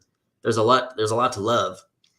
And the AK does not have to be a 1 MOA gun to impress anybody because it's the most popular gun on the planet. That gun was designed, it does exactly what it was designed to do. To run, to hit a guy, it can hit a guy, minute of man at 100 yards, perfectly fine. It can do substantially better than that. But unfortunately, that's just like in the last 5 years, really started to blow up on YouTube Right. and everywhere else with all this info. You just got to give the gun a chance. Spend a little bit of time with it. That's And all. you know what's funny is when you search for any AK material, your channel comes up a lot. So I think you're probably help convert more people than you even know existed, because with your followers, I mean, with your videos getting so many people will watch your video and not comment. Think of all the people that just cloak, watch your stuff and never really comment. You probably converted more people than you know, man. So that event, the Clash Bash, the Clash Mist, that converted me. Now I'm really interested in the AK platform. Look what you did to Urban Ninja here, and I'm sure more people are going to get into it. I'm telling you, man, it's people like you that are ambassadors for the cause, and I will call it a cause, that make an impact that you don't even know, man. You probably reach more people than you could even know. And Well, at the end of the day, man, it's been a fun hobby. But if it weren't, the gun's awesome. But if it weren't for the people that I've met around the AK, I mean, back when I was shooting ARs all the time, there's cool people in the gun community everywhere. But it wasn't until I started doing AK stuff with AK people where I was like, man, I've never met anyone that was an encyclopedia about guns like this. Like, AK people are friggin' passionate. Maybe yes, more passionate than like cult cloners, guys that get really into military, M16 cloning and like your cult buddy cloning. Zach, he was very passionate about my Vesca. Very like to where they can get really heated about it. Like, just the Yeah. passion is there. It's such a special thing to me that I'm trying to really share that to as many people as I possibly can. Not only with the YouTube, but with all the events. Get off the couch. Don't watch YouTube. Come out to this event. All these people that are here are just like you. They like this AK, and they might not fit in at their range. They might not fit in with all the guys shooting the ARs and the Glocks whatever range they're a part of. But here, there's dudes that are LARPing like Russian Spetsnaz soldiers. Everyone's Yeah. wearing $30 Chinese chest rigs that they got off Amazon, and they're all having a really good time. And it all started just liking this gun that for a long time, nobody really loved. But right now, there's a huge blossoming community around it. And that's the main reason, man. It's just the community that has popped up around this gun, just the Yeah. culture of being into this gun has just blown me away. And it's gotten me really into it. Yeah, that's why I started the meet and greets, man, because gun people are naturally pretty private people.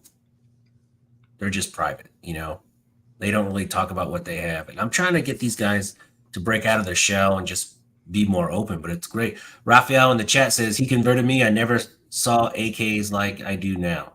See? It's awesome, man. I mean, we've all, back when we were kids, my dad bought me my first Wasser from a pawn shop for $300 when I was 16. And he's like, it's a trashy gun, but it's your first kind of bigger caliber to mess around with. Maybe you can get into an AR after that. Like, it was a step for him. That's a stepping stone gun that you'll throw away eventually. And it didn't happen that way. I ended up going, this is way cooler than all the other guns Dad has. But to him, it was just like, I mean, it's neat, but ugh, I don't know. Like, but he came from that generation, you know, he grew up at a time when it was just so frowned upon. And unfortunately, like we said earlier, I think it's just a lot of that echo chamber lore that has just gone on and on and on. It's just such a talking point. AR-15 versus AK. Well, the AK is way more, it's less accurate, has way more recoil. That's like always the go-to thing. Right. But That's what I heard. I heard that AKs, when they shoot, the bullet will start tumbling after 100 yards and it's inaccurate. And I'm like, really? And I heard that from tons of people. And I just never got into it. fortunately for the AK, man, I think hopefully now you know that that's totally not true. It's such a capable round. And once you get past that, then you're like, oh my God, there's this thing called 545. And then you start getting into AK-74s, and it's this whole nother thing to get into. They're so awesome. And I think they're as awesome as AR-15s in this country. Nothing will ever be, top dog like an AR is in America. That will never happen. And it shouldn't happen. I'm glad that that's our country's gun. But you have to acknowledge that the most popular small arm on this country for the longest period of time has been AK variants. Oh, yeah. Why is that? Ask yourself that. Really start diving into it, and you'll see why they're just that popular. Why they're that popular? You'll see it. 100%. So everybody in the chat, if you are not a subscriber to Clayco47, I just put a link to his channel in the chat. Please click and subscribe to his channel. It will change your whole view on AK-47s. If you're not a subscriber of mine, please subscribe to my channel. I would greatly appreciate it. Is there anything before we wrap this up, Clayco, you want to tell the viewers? Man, I think we said it all. Yeah. Don't believe the hype. If someone tries to steer you away from AKs, just spend a little bit of time with it. Watch some YouTube videos. Figure out how to operate them. Learn how to his YouTube videos. One of the cheapest things to shoot right now, a bunch of steel case 7.62 for now. Just give it a shot. 100%. Buy you one, give it a shot. You're not going to lose money on an AK. Your AK will be more valuable when you sell it later if you get tired of it than when you're buying it right now. I promise you that. And I just thank you, Smash, for having me on today. Oh, this is great, man. I really, when I saw you at the event, I was like, wow, I didn't really put it together until it was you, I saw your video. I'm like, oh, shucks. I took a video of you in your video.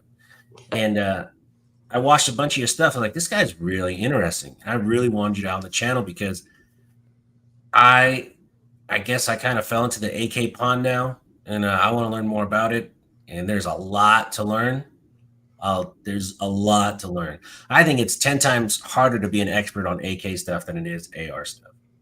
It is. I still to this day feel like I know a quarter of what I'd like to know. There's some of these AK guys have forgotten more stuff than we could ever hope to know. There are some real AK aficionados in this country. If you just go to places, there's some really good AK Facebook forums, AK files. There's some really great AK YouTube channels. And then you have Brandon Herrera out there with that beautiful lush hair as a great spokesman for the AK community. He's a really fun guy. The young crowd really likes Brandon. He's a handsome devil. He's a handsome devil. He comes out to several of our events. He's been to all the Kalash bashes. He didn't come out this year. He came to all the other ones. So a lot of you guys that have been to the event have met him. Super nice guy. But I'll leave you with that, man. If you want to learn about AKs, don't believe the hype. Just go out for yourself. See for yourself. If you know a buddy that has one, go shoot it one day. Go buy one. Sell it if you don't like it. But I'm just telling you, it's a gun that you really should. If you're getting burnt out on ARs, you're getting burnt out on whatever it is that you've been shooting. A lot of us wind up having 10 ARs in the gun safe and we go, why do I have so many ARs? That happens to a lot of us. Yep. You want something different. The AK has what you crave. It is a breath of fresh air for a lot of people that are getting a little bored with what they've been shooting for the past 10 years. And again, thank you, Smash, for having me on. I'm glad that we're local. We're definitely going to have a machine gun day. I'm not just saying that. So if you have anyone you want to bring out, bring all the common calibers, and I'll bring all the machine guns, and we'll have a day. It'll be awesome. Nice. Guys, thank you so much for tuning in again. If you're not a subscriber to his channel, please subscribe. If you're not subscribed to mine, please subscribe. Thank you so much. Really appreciate your time today, Clayco, for coming on. And We'll do it again. We'll do it again soon. Maybe we'll do it after SHOT Show. We'll have a recap. Yeah, we could do a SHOT Show recap. That'd be cool. Yeah. All right, guys. Thank you so much for watching. Till next time.